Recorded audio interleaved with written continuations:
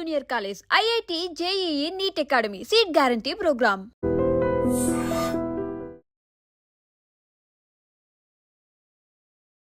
Hi guys, welcome to iDream. నేను మీ Chanakya. Guys, monthly income and second income కోసం మనం చేసే ఇన్వెస్ట్మెంట్స్లో కొన్ని మనకు తెలియకుండానే కొన్ని ట్రాప్స్లో పడిపోతూ ఉంటాం. అలా ట్రాప్స్లో పడిపోయిన తర్వాత ఆ సొల్యూషన్స్ కోసం వెతుక్కుంటూ తనకలాడుతూ ఉంటాం. సో మనం చేసే మిస్టేక్స్ ఏంటి, మరి ఆ మిస్టేక్స్ చేయకుండా ఉండాలంటే మన ఆ ఇన్వెస్ట్మెంట్స్ కరెక్ట్గా ఎలా చేసుకోవాలి అనే దాని గురించి ఈరోజు ఎక్స్ప్లెయిన్ చేయడానికి మన దగ్గర ఉన్నారు ద మహా క్యాపిటల్ ఫౌండర్ విజయ్ కర్ణం గారు. అండ్ ఈయన స్పెషాలిటీ అంటే ఏంటంటే 10 lakhs to 10 crores ఇన్వెస్ట్మెంట్స్ ఏదైనా చేసేటప్పుడు ప్రతి ఒక్క పర్సన్స్కి అండ్ వాళ్ళకు స్పెషల్గా పర్సన్ టు పర్సన్ వాళ్ళకు డిజైన్ చేసి ఇలా ఇన్వెస్ట్మెంట్ చేస్తే చాలా బాగుంటుంది అని చెప్పిన పర్సన్.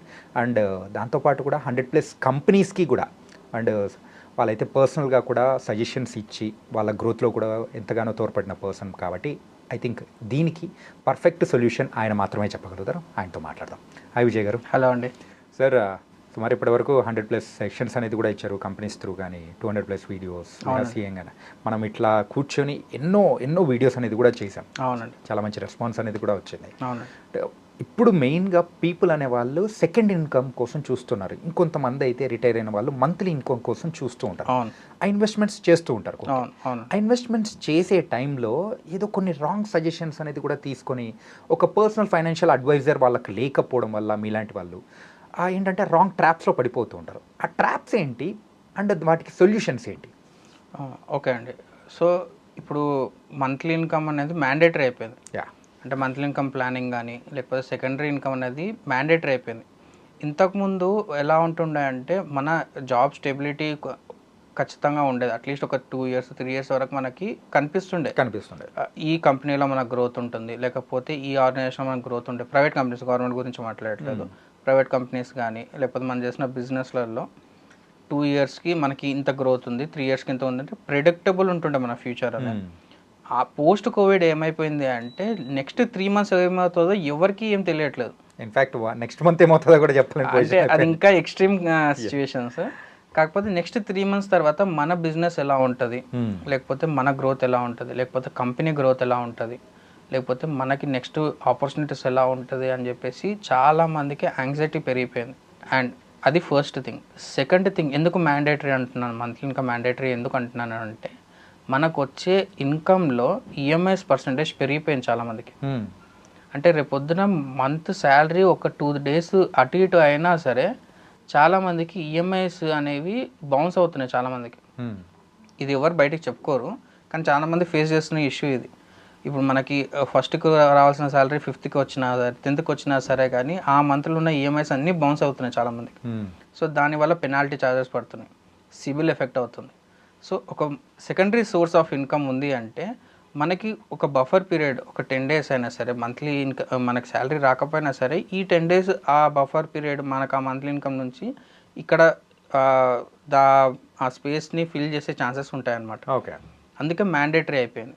సో ఒకటి జాబ్ స్టెబిలిటీ సరిగా లేవు, అట్ ద సేమ్ టైం మనకు వచ్చే ఇన్కమ్ కూడా సరిపోవట్లేదు, మన ఎక్స్పెన్సెస్ అట్లా పెరిగిపోయినాయి. సో ఈ మంత్లీ ఇన్కమ్ ప్లానింగ్లో మనము ఒక 5 traps డెఫినెట్గా పడతాం, అందరం పడతాం. సో దాని నుంచి బయటకు ఎట్లా పడాలి, దానికి సొల్యూషన్స్ కూడా చెప్తాను. And first and most thing, మనము ఈ ట్రాప్స్లో పడడానికి మెయిన్ రీజన్స్ ఏంటి అంటే మన సర్కిల్లో ఉండి మనకు అడ్వైస్ ఇచ్చేవాళ్ళు. ఇప్పుడు సపోజ్ నేను ఉన్నాను, నాకు అడ్వైస్ ఇచ్చే మా ఫ్రెండ్ ఎవరైతే ఉన్నారో అతను ఫ్యామిలీ బ్లూ ప్రింట్ వేరే ఉంటుంది, అతని ఫ్యామిలీ ఒక ఫినాన్షియల్ కండిషన్స్ వేరే ఉంటాయి, నా ఫ్యామిలీ ఒక ఫినాన్షియల్ కండిషన్స్ వేరే ఉంటాయి. కాకపోతే అతను ఫాలో అయ్యి సక్సెస్ అయిన రూట్ మనకి సక్సెస్ కావాలని రూల్ లేదు. ఇప్పుడు అతను ఒక దగ్గర ఇన్వెస్ట్ చేశాడు, లేకపోతే ఒక గోల్డ్లో ఇన్వెస్ట్ చేశాడు, లేకపోతే ఒక ప్రాపర్టీలో ఇన్వెస్ట్ చేస్తాడు, అతను దానిలో సక్సెస్ అయ్యి ఉండొచ్చు, కానీ సేమ్ మనకి వర్కౌట్ అవుతుందని మనం ఎప్పుడు అనుకోవద్దు. ఎందుకు అంటే అతను 5 years హోల్డ్ చేయగలుగుతాడు, 10 years హోల్డ్ చేయగలుగుతాడు, కానీ మనం అంతగానో హోల్డ్ చేయలేకపోవచ్చు. 5 years తర్వాత మనకి ఎమర్జెన్సీ రావచ్చు, లేకపోతే 5 years తర్వాత మనకి రిక్వైర్మెంట్ విత్డ్రాల్ చేయాల్సి రావచ్చు. సో అందుకే ఎప్పుడు అయినా సరే మన ఫినాన్షియల్ ప్లానింగ్ కానీ మన ఫినాన్షియల్ ఇన్వెస్ట్మెంట్స్ కానీ ఒకరితో ఎప్పుడు కంపేర్ చేయొద్దు మనం. ఓకే, వాళ్ళు చేసారు కదా వీళ్ళు చేసారు కదా వాళ్ళు చేసినట్టు మనం సక్సెస్ అవుతామని ఎప్పుడు అనుకోవద్దు. మనము ఎంత పర్ఫెక్ట్గా ఉన్నాం అనేది మనకే క్లారిటీ ఉంటుంది, వేరే ఎవరికి తెలియదు. మనం అన్ని డిస్క్లోజ్ కూడా చేయలేము, అందరికీ కూడా చెప్పలేము ఈ విషయాలని. సో మన మంత్లీ ఇన్కమ్ ఎంత ఉంది, దాంట్లో ఎక్స్పెన్సెస్ ఎంత వెళ్తున్నాయి, దాంట్లో ఈఎంఐస్ ఎంత కడుతున్నాం, ఇదంతా అయిపోయిన తర్వాత సర్ప్లస్ అమౌంట్ ఎంత ఉంది, దాంతో ఇన్వెస్ట్మెంట్స్ ఎట్లా చేసుకోవాలి, దాని నుంచి రిటర్న్స్ ఎట్లా తెచ్చుకోవాలి. సో ఈ బ్యాక్ అండ్ క్యాలిక్యులేషన్ చేసుకోవడం will be the most important thing. Okay. So అందుకే మనం ఎప్పుడైనా సరే మంత్లీ ఇన్కమ్ ప్లానింగ్ చేస్తున్నప్పుడు మనకి అమౌంట్ ఏదైతే ఉంటుందో ఎంత అమౌంట్ కావాలి, మనకు 50,000 ఉంది, 50,000కి ఎంత అడిషనల్గా ఉంటే మనకి ఇంకా కంఫర్టబుల్ లైఫ్ లీడ్ చేయొచ్చు. 20,000 30,000 30,000 అనుకుందాం. 50,000 ప్లస్ 30,000 ఉంటే మనకి బఫర్ అమౌంట్ ఉంటుంది, కొంచెం కంఫర్టబుల్గా లైఫ్ లీడ్ చేయొచ్చు అనుకుంటే 30,000కి ఎంత ఎస్ఐపి చేయాలి, లేకపోతే ఎంత లంసమ్ ఇన్వెస్ట్మెంట్ చేయాలనే బ్యాక్ అండ్ క్యాలిక్యులేషన్ చేసుకోవాలి మనం. ఓకే. సో మన క్లయింట్స్కి నేను చేసేది ఇదే అనమాట. ఎవరైనా సరే నాకు ఇట్లా మంత్లీ ఇన్కమ్ కావాలి అనుకుంటే నా దగ్గర ఇంత అమౌంట్ ఉంది, ఇంత మంత్లీ ఇన్కమ్ కావాలంటే నేను అట్లా చెప్పాను అనమాట. అంటే 10 lakhs ఉంది, నాకు ఇంత ఇన్కమ్ రావాలి అనుకుంటే అట్లా కాదండి, మీకు మంత్లీ రిక్వైర్మెంట్ ఎంత ఉందో చెప్పండి, దాన్ని బట్టి మీరు ఎంత ఇన్వెస్ట్మెంట్ చేయాలో నేను చెప్తాను. ఓకే. దానికి 5 lakhs సరిపోవచ్చు, లేకపోతే 50 lakhs కూడా కావచ్చు. మీ రిక్వైర్మెంట్ చెప్పండి ఫస్ట్, మీ రిక్వైర్మెంట్ని బట్టి మనం ప్లానింగ్ చేద్దాం అని చెప్పేసి అంటాను. కొంతమందికి 10,000 విల్ బి సఫిషియంట్, కొంతమంది 50,000 విల్ బి సఫిషియంట్, కొంతమంది 1 lakh కూడా సరిపోదు. అట్లాంటి వాళ్ళని బట్టి మనం ఇన్వెస్ట్మెంట్ ఎంత చేయాలనేది మనం క్యాలిక్యులేట్ చేయాలన్నమాట. ఓకే. క్యాలిక్యులేట్ చేసుకొని దాంట్లో ఇన్ఫ్లేషన్ కూడా యాడ్ చేసుకోవాలి. ఇన్ఫ్లేషన్ చాలామంది యాడ్ చేయరు, అది కూడా one of the biggest trap. Inflation add చేయకపోవడం వల్ల ఇంపాక్ట్ ఎక్కడ పడుతుంది అంటే, చాలామంది పోస్ట్ ఆఫీస్ సేవింగ్స్ స్కీమ్స్లో ఇన్వెస్ట్ చేస్తారు. అవును. 15 lakhs జాయింట్ అకౌంట్లో 15 lakhs ఇన్వెస్ట్ చేస్తే అప్రాక్సిమేట్గా 9,200 రూపీస్ 10,000 రూపీస్ వస్తాయి, సరిపోతుంది అని చెప్పేసి ఎప్పటి నుంచో నడుస్తున్న స్కీమ్ ఇది. సో అప్పుడు 10,000 వాళ్ళకి సరిపోవచ్చు, ఒక టైర్ టు సిటీ చిన్న టౌన్లో 10,000 సరిపోవచ్చు, కానీ ఈరోజు 10,000 సరిపోతుందా? అదే ఇన్ఫ్లేషన్. అందుకే పోస్ట్ ఆఫీస్ స్కీమ్స్ మంత్లీ ఇన్కమ్కి పనికి రావాలి యాక్చువల్గా. ఓకే. మనకి ఇప్పుడు ఉన్న దానికి గ్రోత్ ఉండాలి, రిటర్న్స్ కూడా రావాలి. కన్జర్వేటివ్ మ్యూచువల్ ఫండ్స్కి లేకపోతే హైబ్రిడ్ మ్యూచువల్ ఫండ్స్కి మనకు డెఫినెట్గా రావాల్సిందే, అది మ్యాండేటరీ అయిపోయింది ఇప్పుడు. సో ఈ అవేర్నెస్ అనేది డెఫినెట్గా రావాలి. రాలేదు అంటే ఏమవుతుంది, మన లైఫ్ స్టైల్ మన ఇన్కమ్తోని అలైన్ అయిపోతూ ఉంటుంది. అంటే ఇంతకుముందు మన 20,000లో కంఫర్టబుల్గా లైఫ్ లీడ్ చేసే వాళ్ళు వాళ్ళ ఖర్చులు తగ్గించుకోవడము, వాళ్ళ హెల్త్ కాంప్రమైజ్ కావడము, వాళ్ళ లైఫ్ ఎక్స్పీరియన్స్ని కాంప్రమైజ్ కావడం అనేది స్టార్ట్ అవుతుంటుంది. ఓకే.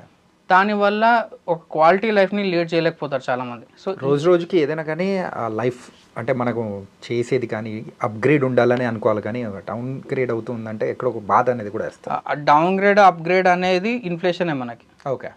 ఇన్ఫ్లేషన్ యాడ్ చేసుకుంటే స్టేబుల్ లైఫ్ స్టైల్ ఉంటుంది. మనం ఈరోజు ఎట్లున్నామో 10 years తర్వాత కూడా సేమ్ లైఫ్ స్టైల్ ఉండాలంటే ఇన్ఫ్లేషన్ యాడ్ చేసుకోవాలి మన ఇన్వెస్ట్మెంట్స్లో. లేదు ఇన్ఫ్లేషన్ యాడ్ చేసుకోవాలంటే డౌన్ గ్రేడ్ అవుతుంది. ఇంకా ఎక్కువ రావాలి అంటే మంచి ఇన్వెస్ట్మెంట్స్ చేసుకోవాలి, మంచి ప్లానింగ్ చేసుకోవాలి. ఇది మేజర్ పార్ట్. ఓకే. సో మనకి ఆప్షన్స్లో మంత్ ఇన్కమ్ ప్లానింగ్లో ట్రాప్సెస్ అవుతున్నాయి అంటే, first thing guaranteed income plans, endowment plans, ULIP plans. వీటిలలో ఖచ్చితంగా గ్యారంటీడ్ ఇన్కమ్ అని చెప్తారు, కాకపోతే పర్సెంటేజ్ ఆఫ్ రిటర్న్ చూసుకుంటే మనకు అందరు తెలిసిందే 5% కూడా క్రాస్ కావు, మళ్ళీ ఇన్ఫ్లేషన్ బీట్ చేయవు, మళ్ళీ డౌన్ గ్రేడ్ అవుతుంటాం.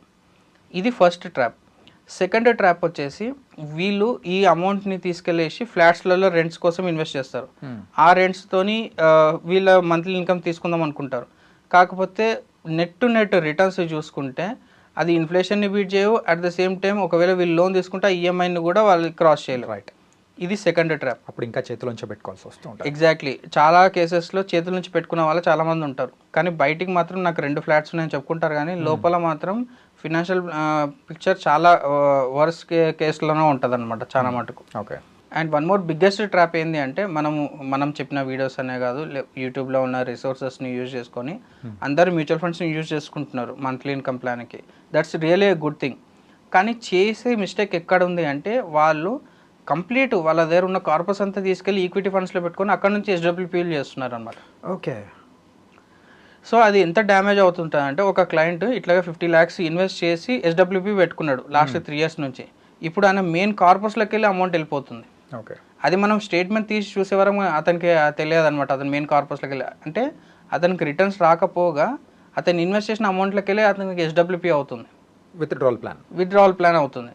సో అక్కడ అతను మెయిన్ కార్పస్లోకి వెళ్ళి ఇప్పుడు 50 lakhs అతను ఇన్వెస్ట్ చేస్తే ఇప్పుడు ఆయన నెట్ కార్పస్ వచ్చేసి 30 lakhs మాత్రమే ఉంది. ఎందుకంటే సిస్టమాటిక్ విత్డ్రావల్ ప్లాన్లో అది మెయిన్ దానిలోంచి మెయిన్ దాంట్లోకే వెళ్ళిపోతుంది.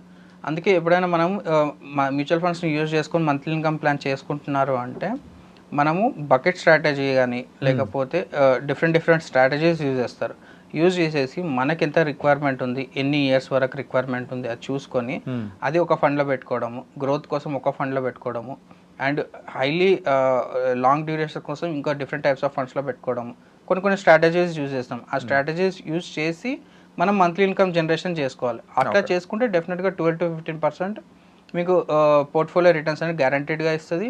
అండ్ మీకు క్యాపిటల్ అప్రిసియేషన్ కూడా చాలా ఈజీగా అవుతుంది అనమాట.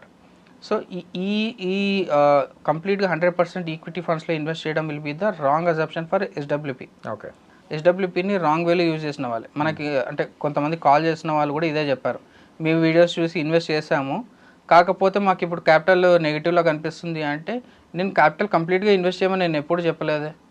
నేను చెప్పింది మీరు స్ట్రాటజీస్ యూజ్ చేసుకోండి, డెట్ ఫండ్స్లో ఇన్వెస్ట్ చేయండి, ఈక్విటీ ఫండ్స్లో యూజ్ చేసుకోండి, మీరు గ్రాడ్యువల్గా ఎంత అవసరం ఉందో అంత విత్డ్రాల్ చేయండి అని చెప్పాను నేను. కానీ వాళ్ళు డైరెక్ట్ కంప్లీట్ ఈక్విటీ ఫండ్స్లో పెట్టుకొని విత్డ్రాల్ చేస్తున్నారు. That will the biggest blunder అనమాట. ఓకే, అండ్ రియలిస్టిక్ ఎక్స్పెక్టేషన్స్ ఉండాలి మంత్లీ ఇన్కమ్ ప్లానింగ్లో. మ్యూచువల్ ఫండ్స్ యూజ్ చేసుకొని మంత్లీ ఇన్కమ్ ప్లానింగ్ చేసుకున్న వాళ్ళు రియలిస్టిక్ ఎక్స్పెక్టేషన్ ఉండాలి. కొంతమంది ఏమడుగుతున్నారంటే 2% రిటర్న్స్ వస్తాయి ఎవ్రీ మంత్. 2% రిటర్న్స్ ఎందుకు వస్తాయండి మ్యూచువల్ ఫండ్స్లో? అట్లా రావు కదా. 2%, 3% రిటర్న్స్ పర్ మంత్ రావడం అనేది నెక్స్ట్ ఇంపాసిబుల్. మీరు విత్డ్రాల్ పర్సంటేజ్ అనేది ఎంత తక్కువ ఉంటే అంత మంచిది. ఓకే, మీ క్యాపిటల్ ఎంత ఎక్కువ ఉండి మీ విత్డ్రాల్ ఎంత తక్కువ ఉంటాయి అంటే 0.2%, 0.3%, 0.5% will be the best option. మీకు లైఫ్ టైం దానికెళ్ళి ఇన్కమ్ వస్తూ ఉంటుంది అనమాట. ఓకే, ఈ ప్రాసెస్ అనేది చాలా తక్కువ మంది ఇగ్నోర్ చేస్తారు. ఎంత పడితే అంత విత్డ్రాల్ చేస్తారు, దాని తర్వాత మళ్ళీ రిస్క్ ఎక్కువ అయిపోయింది, ఈక్విటీ ఫండ్స్లో ఎక్స్పోజర్ ఎక్కువ అయిపోయింది అని చెప్పేసి రీబ్యాలెన్సింగ్కి మళ్ళీ అడుగుతారు అనమాట. పోర్ట్ఫోలియో రీబ్యాలెన్సింగ్ అనేది చేసుకుంటూ ఉంటారు. సో ఈ ట్రాప్స్లోకి వెళ్ళి మనం డెఫినెట్గా బయటపడాలి. మేజర్ థింగ్ మనం ఏంది అంటే బ్యాక్ అండ్ ఫస్ట్లో చెప్పినట్లు బ్యాక్ అండ్ క్యాలిక్యులేషన్ అయితే ఫస్ట్ థింగ్ చేసుకోవాలి. అండ్ సెకండ్ థింగ్ వచ్చేసి మనకి మంత్లీ ఇన్కమ్ ప్లానింగ్ ఎన్ని ఇయర్స్ తర్వాత రావాలనేది కూడా మీరు ఎంత ఎర్లీగా ప్లాన్ చేసుకుంటే that will be the best option. Okay, నేను మీకు కూడా చెప్పిన పర్సనల్ స్ట్రాటజీ చెప్పినట్లుగా మీకు ఒక 5 years తర్వాత అడిషనల్ ఇన్కమ్ రావాలి, లేకపోతే 10 years తర్వాత అడిషనల్ ఇన్కమ్ రావాలి అనుకుంటే ఈ రోజు నుంచి చిన్న ఎస్ఐపీస్ చేసుకున్నా కూడా that will be huge amount. ఇప్పుడు సపోజ్ ఈ రోజు ఒక 20,000, ఒక 30,000 ఎస్ఐపీ మనం చేసుకుంటూ వెళ్ళామనుకోండి, 8 years తర్వాత సేమ్ 30,000 మీరు దాంట్లోకి వెళ్ళి లైఫ్ టైం వరకు మీరు దాంట్లోకి వెళ్ళి విత్డ్రాల్ చేసుకోవచ్చు. ఓకే, అండ్ దీన్ని గ్రాడ్యువల్గా కూడా మీరు పెంచుకోవచ్చు.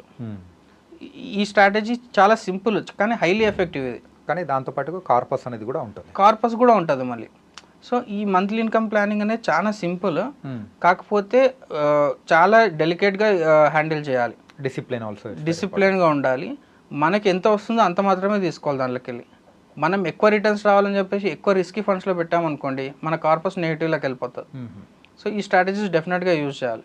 Nice sir. అండ్ దీనికి సంబంధించి అయితే చాలా చక్కటి వివరణ అనేది కూడా ఇచ్చారు. Thank you so much. Thank you అండి.